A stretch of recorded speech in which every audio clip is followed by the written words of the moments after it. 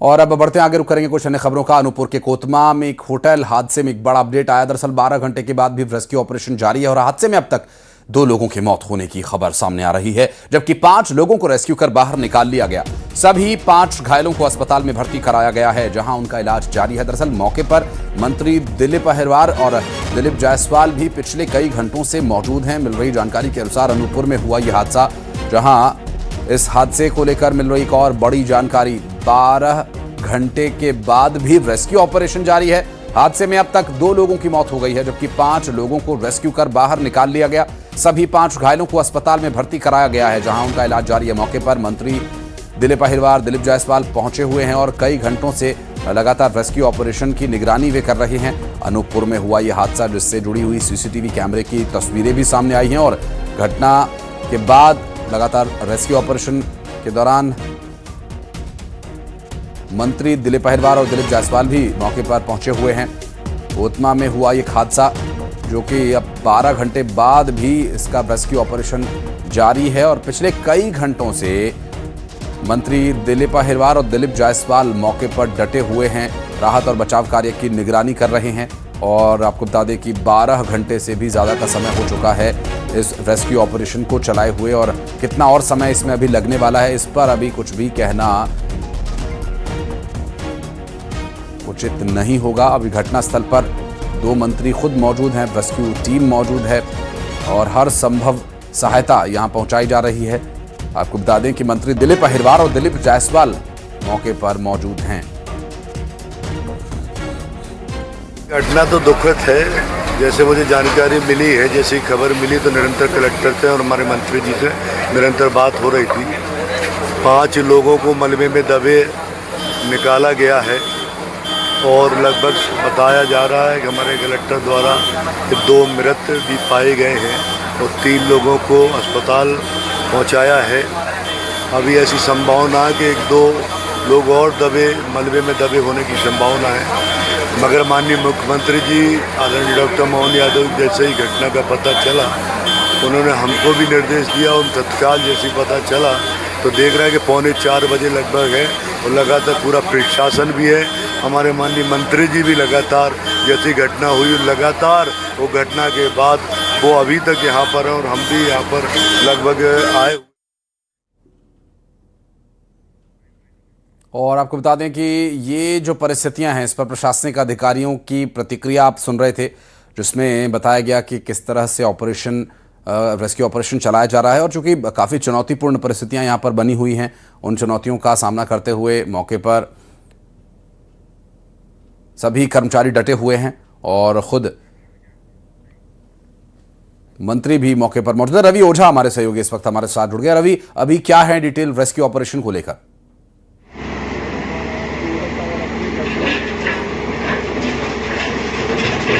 रवि, आवाज मिल पा रही है? जानना चाहेंगे रेस्क्यू ऑपरेशन में क्या कुछ अपडेट मिल पा रहा है?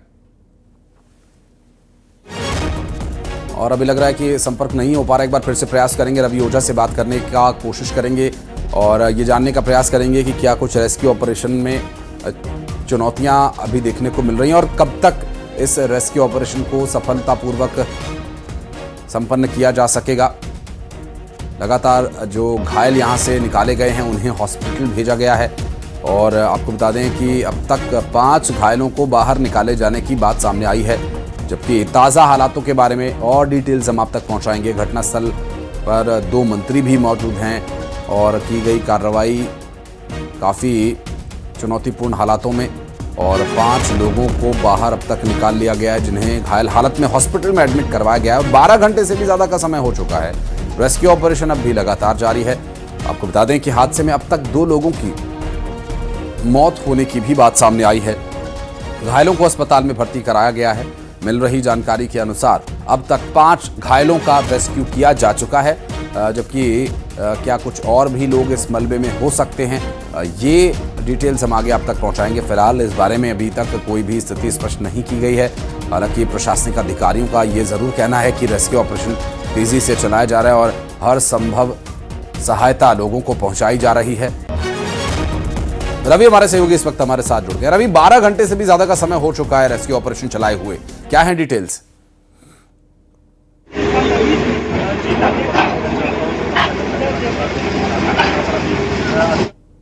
घायल है और 2 की मौत हो गई है। वहीं अगर बात की जाए तो 2 की जो हालत गंभीर थी, जिन्हें मेडिकल कॉलेज शहडोल के लिए रेफर कर दिया गया है। लगातार यहाँ पर रेस्क्यू टीम की यहाँ पर जारी है। यहाँ पर मैं आपको बता देना चाहता हूँ कि यहाँ पर जिले के प्रभारी मंत्री दिलीप अहिरवार जी मौके पर पहुंच चुके हैं।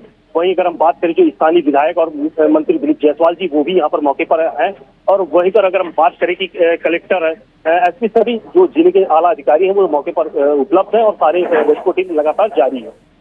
रवि, हुआ क्या था और अभी क्या कुछ हो रहा है वहां पर? अगर संभव हो तो कुछ तस्वीरें भी दिखाइएगा हमारे दर्शकों को।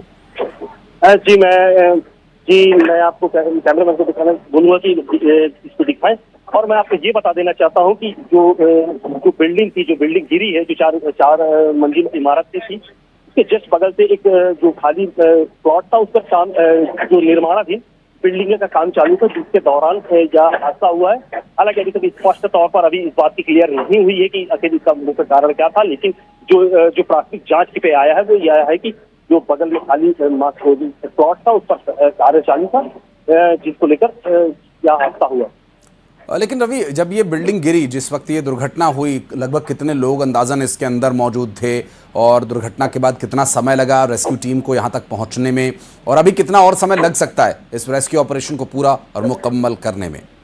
जी, मैं आपको बता देता हूँ कि जो बिल्डिंगें जब गिरी उस वक्त का अनुमान नहीं है कि कितने, लेकिन काफी लोगों का बताया जा रहा है, जिससे 5 लोगों को तो मलबे से बाहर निकाल लिया गया, जिससे 3 गंभीर रूप से घायल हुआ, वहीं 2 की मौत हो गई है। वही अगर हम बात करें कि अभी उससे 3 लोग और फंसे होने की आशंकाएं जताई जा रही, जिसको हालांकि जो रेस्क्यू टीम है उसका दावा है कि जल्द से जल्द उन्हें निकाल लिया जाएगा। लेकिन फिलहाल जो देख कर लग रहा है ऐसा कि कई घंटे और रेस्क्यू चलने के बाद ही सफलता मिल पाएगी। जाहिर है, और मंत्री महोदय दिलीप भी वहां पर मौजूद हैं, कोशिश कीजिएगा आगे उनसे भी बातचीत हो पाए। बहरहाल बहुत शुक्रिया आपका इस पूरे मामले पर जानकारी देने के लिए। और आगे बढ़ते हैं भोपाल से खबर, जहां बदमाशों ने जमकर उत्पात मचाया। चूनाभट्टी थाना क्षेत्र में बाबा नगर में यह हंगामे का मामला सामने आया।